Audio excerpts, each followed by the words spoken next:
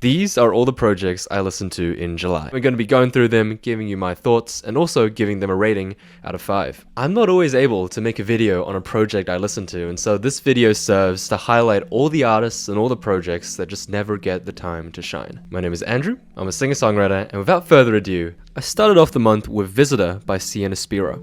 This is her debut album, exploring themes of empowerment, grief, and acceptance post-breakup. And ever since she dropped Down This Hill, she has cemented herself as an incredibly powerful vocalist. Pair this with her dedication to old school soul and jazz standards, Visitor is truly an heirworm. I think it's easy to clump Sienna with other British vocalists like Ray, Olivia Dean, or even Adele, but I think Visitor proves that she has that unique spark that will differentiate her in the long term. And then I listened to Mercurial by Chundle. Mccurial is the debut project of Chundle, who formerly went by the moniker of Boy With Uke. Boy With Uke was always in my list of artists that I almost like, but just didn't have any standout tracks to make me a true fan. His final album, as Boy With Uke, Burnout, almost pushed me over the edge, and so I had high hopes for Mccurial, a project with such high expectations given his hiatus and commitment to a new and more genuine persona. However, I wasn't too impressed with this album. Many songs here explore similar themes and story beats as his previous projects under Boy With Uke, and the production is in a style very similar to Burnout. And while it's a harsh take, given it's the same man behind both monikers and the same man writing both albums, it makes the decision to abandon Boy With Uke less clear and less intentional. Then I listened to In Retrospect by Jordi. This is his 4th studio album, and it processes the debris of a toxic relationship, the grief of losing his grandfather, and the existential nature of leaving his 20s behind. The album reflects his rawness with a change in production, leaving behind smooth electropop in Boy and harder rock pop in Sex With Myself for a much more grounded singer-songwriter project. His lyrics, which have always been quite matter-of-fact, are only further elevated in this project given the style. And all in all, it's just a vibe to listen to front and back. Very existential and very empowering, and that is a duality that Jordi always captures extremely well. Then I listened to My Reckless Abandon by Bella K. This is her debut album, and it explores an unfiltered, self-aware coming-of-age journey through self-sabotage and messy impulses. I've had a keen eye on Bella since her hit I Love It, I Love It, I Love It, a gritty singer-songwriter track made refreshing through her raw vocal delivery, and My Reckless Abandon follows very much in the same vein, with acoustic tracks highlighting the depth and anguish of her vocal delivery. Seemingly to differentiate herself from other singer-songwriter acts, most songs on this album feature a mid-song shift where the music crescendos into a cacophony of electric guitar, synth, and drums. However, the abundance of this gimmick throughout the album muddles the true effective instances of this escalation in songs like Mirror. Nevertheless, it's a perfect album to listen to if you ever needed to crash out.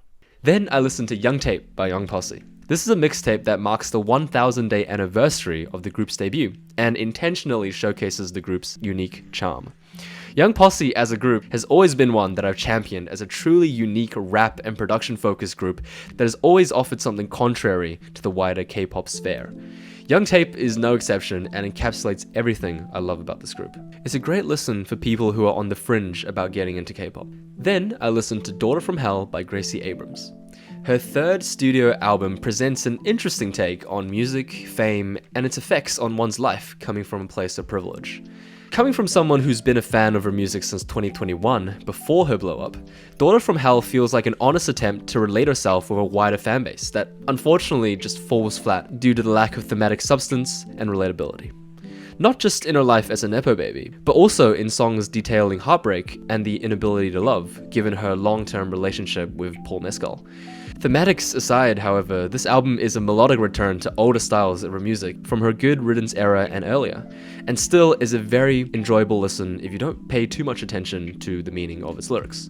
It has some truly addictive airworms that bring me back to when I first started listening to her music. Then I listened to Oh Yeah by Steve Lacy.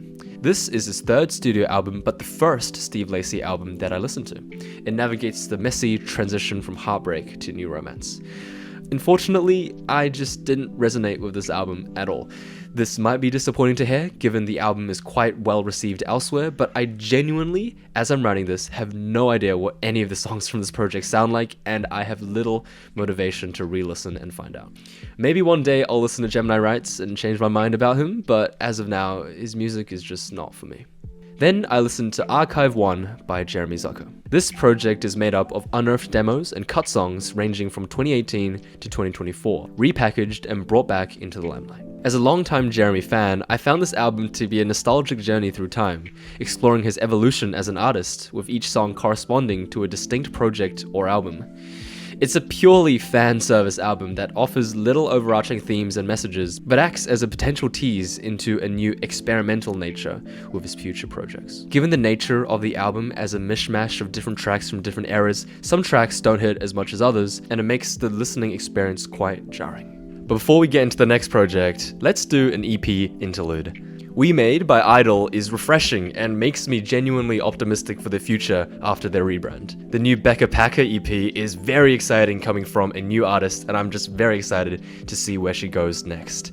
YEONJUN's No Labels Part 2 is a great follow-up to one of the best K-pop solo acts in recent years. Salort's EP, Isn't It Sweeter, is a solid singer-songwriter project that you should check out.